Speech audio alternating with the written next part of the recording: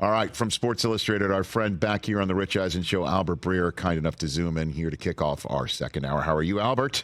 Good to see you. Uh-oh, I don't hear him. Oh, no. We don't hear him? No Okay, I don't know. We just checked him in. There's no audio coming from him. All right, very good. Let's put him back on the old hold there. Unmute. There's a scrambling of jets going on right now. We got him now. now. We got him. You there, Albert? I unmuted. Sorry about that.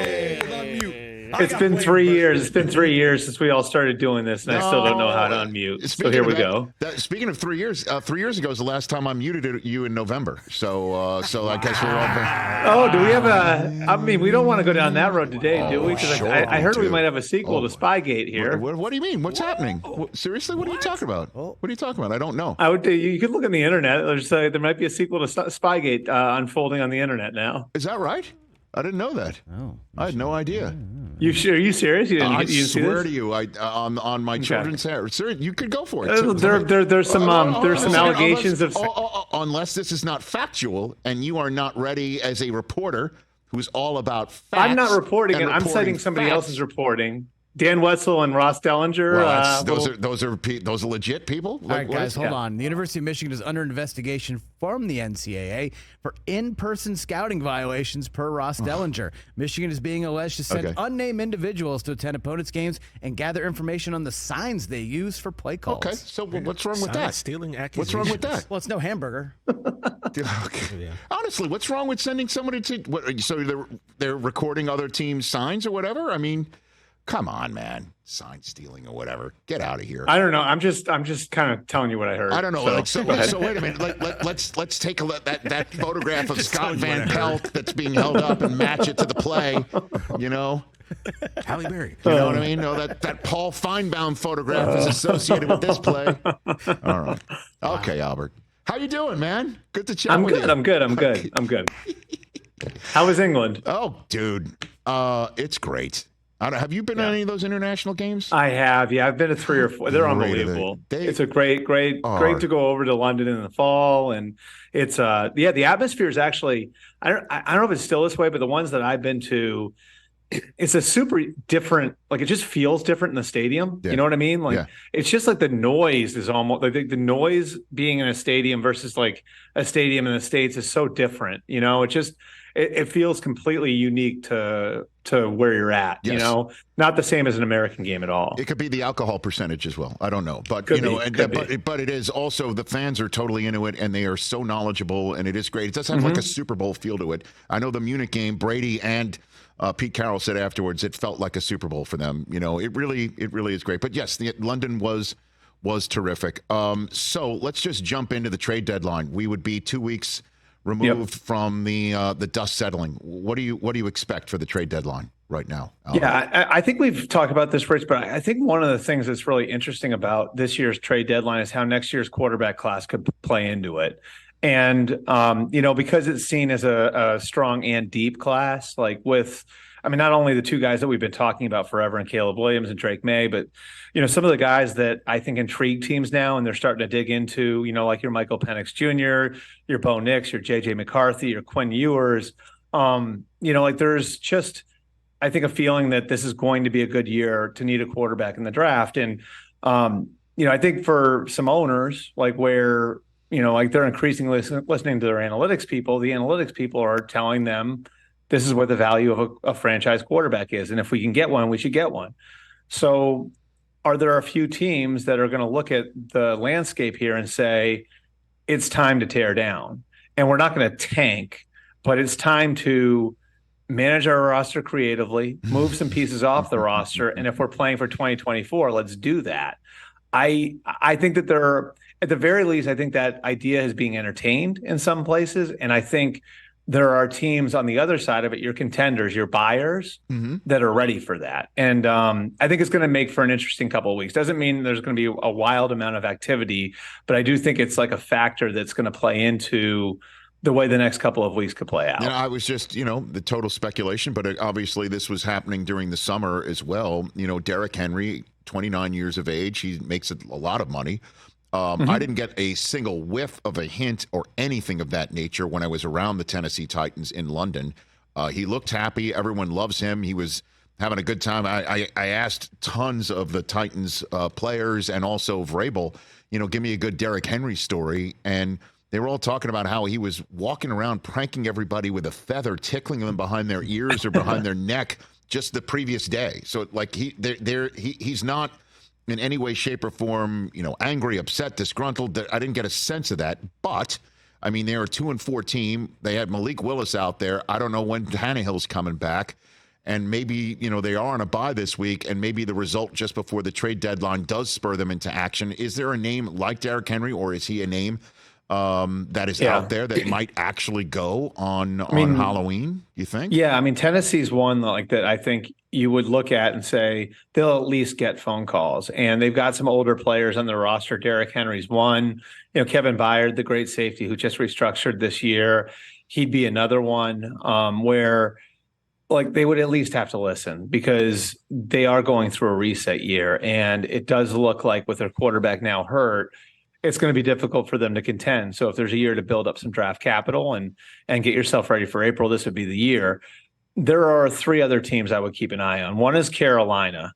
And, Jeremy Chin, their safety, got hurt. He would have been one of the names I would have given you. Now that he's going to be out for a while, maybe not so much. But Brian Burns is certainly going to elicit phone calls. The Rams offered 2 1s and a 3 for him last year. Does somebody come back on Brian Burns? And there are other players in that roster too that might make sense. Like your Terrace Marshall, the receiver out of LSU, is a 2nd-round pick a couple of years ago. Dante Jackson, a corner who has a lot of good experience in the league at a position Carolina's deep at. That you're going to, I think that they will elicit some interest. Denver would be another team, and I don't think they're going to tear the whole thing down. But if somebody offers a 1 for Jerry Jeudy or a 2 for Cortland Sutton, or somebody needs an offensive lineman, do they call on Garrett Bowles? I think they'll get calls on Pat Surtain. I don't think they'll move Pat Surtain, but I would be surprised if somebody didn't make a big offer for him. So Denver would be another one. And then the third to me is Minnesota. And Daniil Hunter's pretty available right now, and he's up after this year. But the idea that you get a high-end pass rusher at this point is something to look at. KJ Osborne, he is a really productive slot receiver in a contract year. Are they going to be able to re-sign him, seeing as though they have to pay Justin Jefferson and they have a first-round pick opposite Jefferson and Jordan Addison? These are the sorts of questions that you have to ask now. So I do think there are a number of teams that have attractive pieces that look like they maybe aren't going anywhere this year, that are going to have their phones ringing over the next couple of weeks. And again, the names that you mentioned are of interest, but they're not blockbuster. And again, I'm just wondering why there isn't more of a blockbuster type name out there when clearly the Niners' acquisition of Christian McCaffrey gives you the blueprint of what a team that's already supremely talented having an opportunity to win right now. A.J. Brown wasn't a deadline deal, but it was a draft day deal. You just see, if somebody wants to be aggressive to do that sort of thing, and why wouldn't somebody attempt it is basically the open-ended question I throw. Well, there's a key factor in the Christian McCaffrey thing too, like that I don't think you mentioned, which is the coach had already been fired at that point, and so it was a lot easier for the team organizationally to say, we're going to do this, because they could look at it and say, we're going and getting a new coach after the year anyway. So it's we're in a transitional phase situation. Is that what you're saying? It's a fig leaf situation for the team that's coughing up the big name players? I mean, that's the problem is like I think for one thing, like it's still at a point in the year where the owner is going to be, concerned somewhat of, like, hey, what does this look like to my fan base? And he's got half the year left, right? Like the coach, it's like, what sort of signal is this going to, send to my locker room? Does it look like we're, sending the white flag up the pole? So I think that that's part of it. It's also, football is harder to assimilate guys in. I mean, that's just what it is. Like in football, it's harder than it is in basketball or baseball to take a blockbuster guy and say, okay, like this guy is going to make an enormous impact over 2 or 3 months, without having any sort of off season or anything else to get himself ready to go. And that's why like a Brian Burns was so interesting last year, because there was a year and a half left on his contract. You had plenty of time to extend him. And, he would have been a value to the Panthers too. Obviously it was a value to the Panthers to keep him too. Jalen Ramsey a few years before that. That's why, like, with a blockbuster name here, Rich, and I do not think he's going to get moved, but would be Pat Surtain, right? Like, and the Broncos really need picks. Like, again, I don't think the Broncos are going to conduct a fire sale, but they do need picks, and they're going to pursue picks. What if somebody offers like 2 1s and 2 2s or something crazy for Pat Surtain? Like, that's how it would have to happen, I think. Albert Breer here on the Rich Eisen Show. What's up with Devante Adams? I mean, there seems to be smoke, and the question is what's the fire? I'm not saying that he's going to be traded. That would be kind of nutty, unless he wants out. I mean, so that's the question. Like, what is happening with Devante Adams? He's very honest. He's like, if you've been around him, you know that. Like, he's pretty forthright. He's pretty honest, as NFL players go. The other thing is, like, he just comes from a winning program, and guys who come from places like that, who haven't experienced losing, then go to a place like this, and it gets them a little bit more than it would to other players. So, I think, like, this is sort of a signal from Devante Adams, like, all right, I signed here. I wanted to play here. It was my choice to come here. I bought into Josh McDaniels' program. Now you got to show me, and I know there was some frustration on, the part of McDaniels and his staff last year. I mean, part of the reason they were out on Derek Carr is because Derek Carr didn't take enough chances and give Devante Adams enough chances. And, I think that that's a part of it, is like the quarterback position to some degree has undermined Devante Adams, and that, Jimmy Garoppolo is banged up again. And now, is it going to be Brian Hoyer? Is it going to be Aiden O'Connell? When does Jimmy get back in the lineup? Like, it's a combination of different things that have conspired here to create a frustrating situation for everybody there. And especially guys, like Josh, like Devante, who are used to being around winning programs. And, again, like, I think Devante's sort of in this show me place where if it doesn't get better over the course of the year, and I don't think it gets traded before the deadline, but if it doesn't get better, over the rest of this year, like, then I think all bets are off, and he is probably considering his options. Albert Breer here on the Rich Eisen Show. You got aggregated, sir, about what you said about Bill Belichick and Robert Kraft in New England. Aggregation. I'm sure it's about 30% of 30% accurate of what I said. So put it out there. Are there conversations about Belichick's future in New England? Yeah, what do you have? I would say what I'd say, Rich, is like that. Robert Kraft has for a long time been very forward thinking with his franchise. Like, in fact, like, if you want to go all the way back to the start, like, the reason he got rid of Bill Parcells is because he didn't think Bill Parcells was forward thinking enough. When it came to, okay, where is this going to put us in 5 years? Where is this going to put us in 10 years? And so he's always thinking that way. And they, more or less have positioned Gerard Mayo to be the successor to Bill Belichick in certain ways. Now, I'm not saying there's anything in the contract or anything like that, but they did get him to turn down a head coach interview in Carolina last year. And that was an interview that would have put Gerard Mayo in front of an owner who's got growing influence around the NFL. So why would you do that? Well, you would do that because you've had some discussions about your own future in New England if you're Gerard Mayo. And so, like, the point I was trying to make is, and I was asked, like, have they had discussions about the future and the post-Belichick future? The answer is yes. Robert Kraft has had those discussions, and it's something that involved Gerard Mayo last year. And do I think those, discussions intensify as you start losing? Yes, I do. And do I think Robert Kraft is cognizant of the way that his organization is perceived both nationally and locally?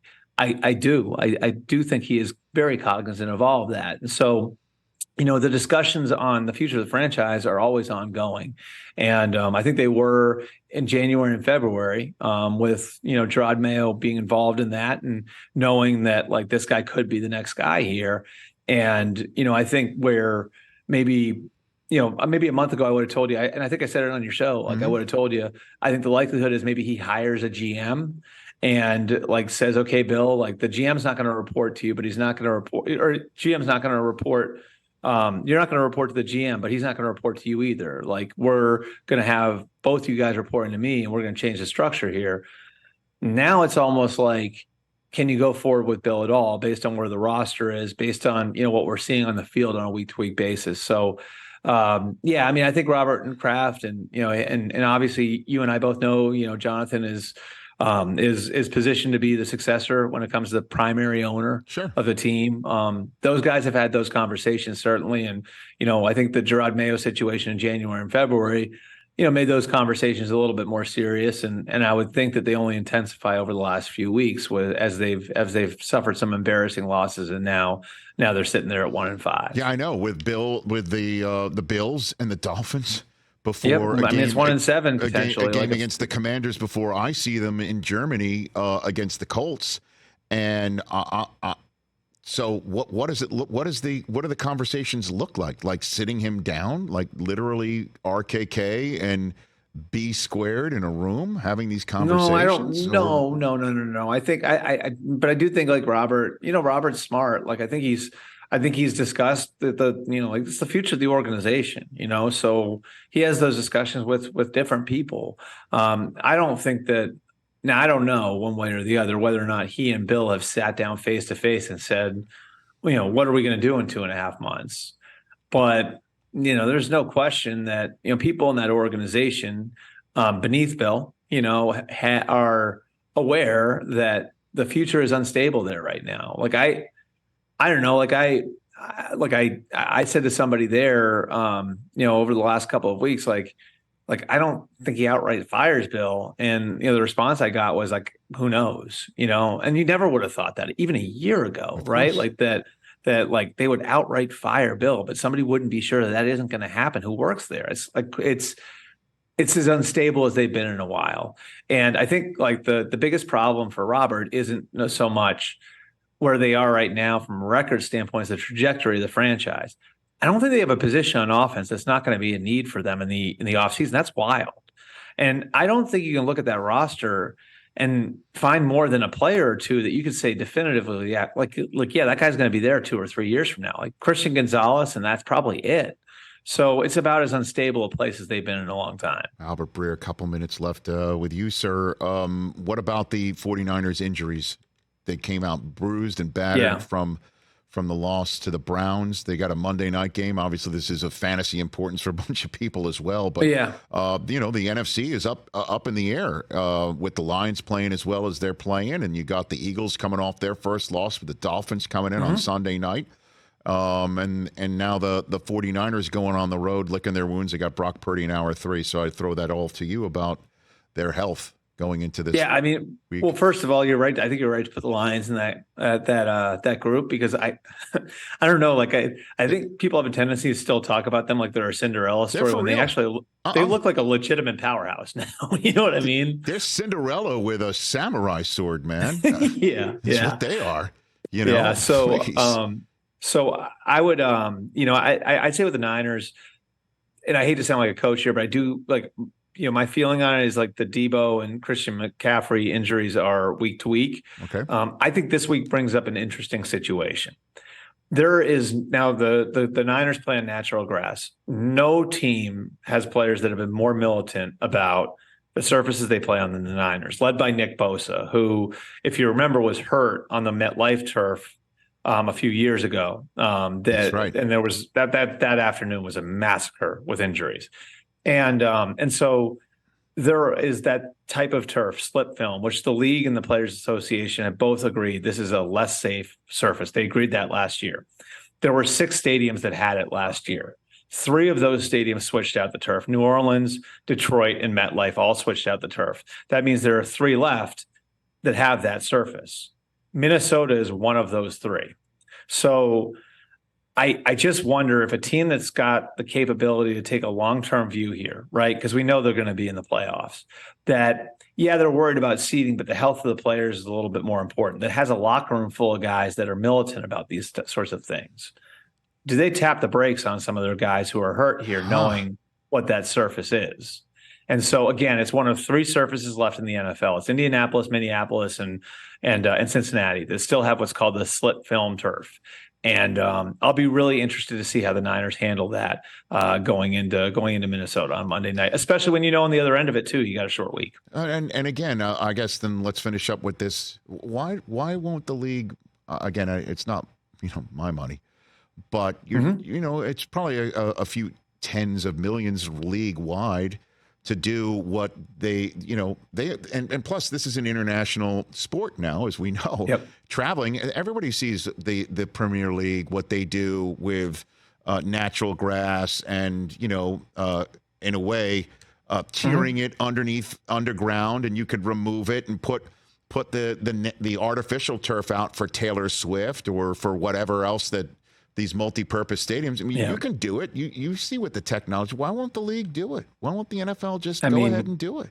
Same reason I know for it's everything money, else. Money. I know it, but I mean, Yeah. It does feel like to me like that would be the right investment. And look, like Lambeau is the perfect example because Lambeau, they spend so much. I mean, when was the last time you heard somebody complain about like the surface at Green Bay? It's been a while, right? And that's in northern Wisconsin. Like that's arguably the worst climate in the league. Buffalo, they're building their stadium. They're putting grass down, for these reasons.